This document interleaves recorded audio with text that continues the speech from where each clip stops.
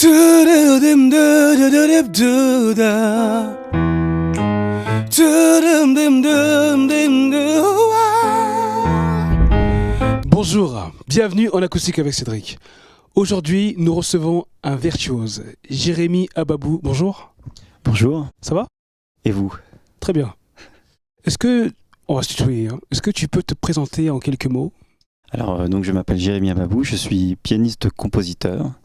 Je suis né en France, j'ai passé ma vie en Israël et je suis revenu en France il y a 3 ans pour vous présenter 2 albums sortis assez récemment. D'accord. Alors, donc tu as vécu en Israël. Je voulais savoir, est-ce que le jazz, parce que à la base, vraiment, pour moi, tu es un artiste de jazz, est-ce que le jazz est perçu de la même façon qu'on soit en Israël, en France ou ailleurs, ou est-ce que dans chaque pays, il y a, il y a une façon particulière de pratiquer le jazz, ou est-ce que c'est comme la musique classique avec des codes bien précis et que chacun respecte? Alors je dirais les deux parce que d'un côté le jazz est une musique très universelle qui émerge au milieu du XXe siècle et ce qui est magnifique avec le jazz c'est qu'il y a des codes qui sont universels et qui peuvent se pratiquer partout dans le monde. C'est-à-dire que si moi je vais au Brésil dans une boîte de jazz, je peux jouer la même musique qu'un musicien brésilien. Mais c'est vrai qu'au fil du temps, il y a eu dans certains pays, comme au Brésil par exemple, Jobim, qui a apporté avec sa culture à lui, ça veut dire la musique brésilienne, afro-cubaine, etc., une nouvelle couleur en mariant sa musique et le jazz. Est-ce que tu peux nous parler de ton expérience donc, au Festival de Montreux, qui est vraiment un temple de la musique jazz, parce qu'apparemment tu as reçu donc un prix, en tout cas tu as participé donc à un gros événement piano solo. Est-ce que tu peux un peu nous parler de ça?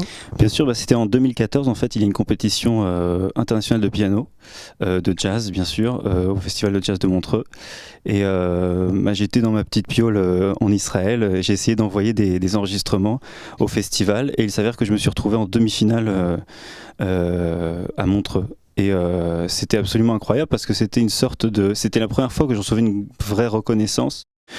Donc surtout pour mon papa et ma maman, à qui j'ai dit voilà, vous voyez quand même, j'ai réussi à être en demi-finale, je suis arrivé en finale et malheureusement j'ai perdu en finale. Donc je n'ai pas vraiment reçu de prix, mais ça a été une expérience fabuleuse.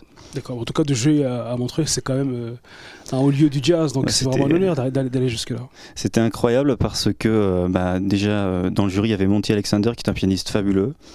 Il y avait tout le Graal et même c'était très intéressant parce qu'il fallait présenter 2 morceaux au choix en piano solo. Donc moi je venais d'enregistrer un premier album en trio plus un cuivre, donc il fallait que je réarrange des choses, etc. Enfin dans ce contexte c'était quand même très compliqué.